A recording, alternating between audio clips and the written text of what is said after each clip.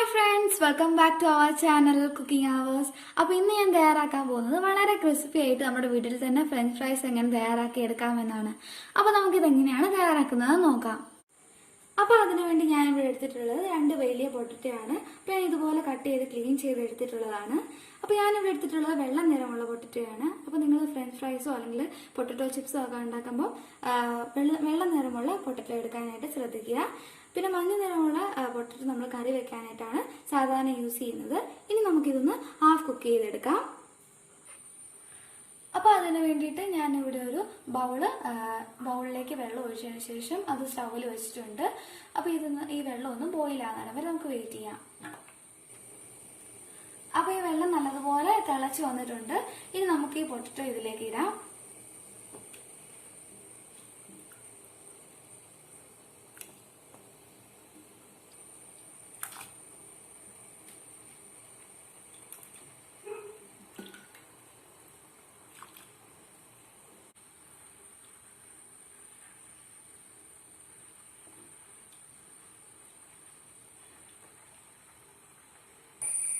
ഇനി ഇതിലേക്ക് നമുക്ക് 1 ടീസ്പൂൺ ഉപ്പ് ചേർക്കാം.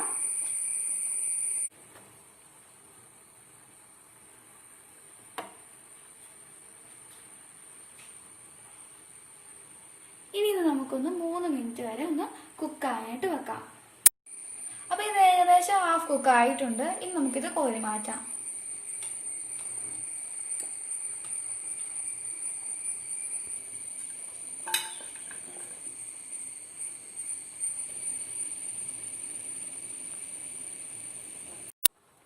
അപ്പോൾ ഞാൻ നല്ലതുപോലെ ഡ്രെയിൻ ചെയ്തെടുത്തിട്ടുണ്ട്. അപ്പോൾ ഡ്രെയിൻ ചെയ്യുമ്പോൾ ഒട്ടും വെള്ളം ഇല്ലാതെ വേണം ഡ്രെയിൻ ചെയ്തെടുക്കാനായിട്ട്.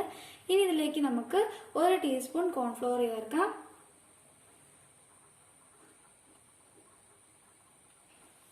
എന്നിട്ട് നമുക്ക് നല്ലതുപോലെ മിക്സ് ആക്കി എടുക്കാം.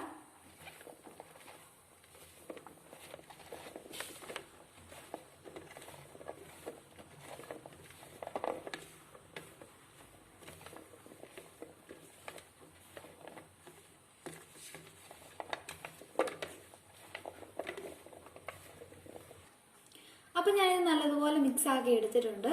ഇനി നമുക്ക് ഇത് ഫ്രൈ ചെയ്തെടുക്കാം. അപ്പോൾ ഇത് ഫ്രൈ ചെയ്യാനായിട്ട് ഞാനിവിടെ ഒരു പാനിലേക്ക് ഓയിൽ ഒഴിച്ചു കൊടുത്തിട്ടുണ്ട്. അപ്പോൾ ഓയിൽ നന്നായിട്ട് ചൂടായി വന്നിട്ടുണ്ട്. ഇത് നമുക്ക് ഇതിലേക്ക് നമ്മുടെ ഈ പൊട്ടറ്റോ ഇട്ട് കൊടുക്കാം.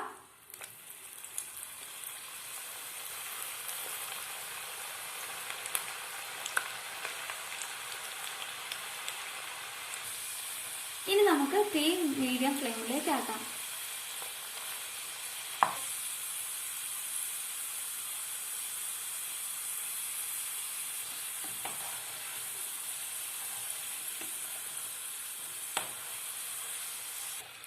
അപ്പോൾ ഇത് ഫ്രൈ ആയി വന്നിട്ടുണ്ട്. ഇനി നമുക്കിത് കോരി മാറ്റാം.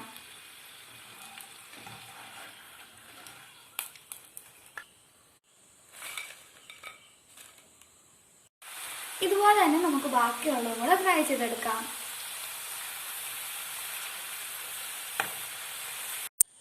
അപ്പോൾ ഇതുപോലെ എല്ലാം ഫ്രൈ ചെയ്തെടുത്തിട്ടുണ്ട്. അപ്പോൾ നമ്മുടെ ക്രിസ്പി ആയിട്ടുള്ള ഫ്രഞ്ച് ഫ്രൈസ് ഇവിടെ റെഡി ആയിട്ടുണ്ട്. അപ്പോൾ നമുക്കിത് വളരെ ഈസി ആയിട്ട് വീട്ടിൽ തയ്യാറാക്കാവുന്നതേ ഉള്ളൂ.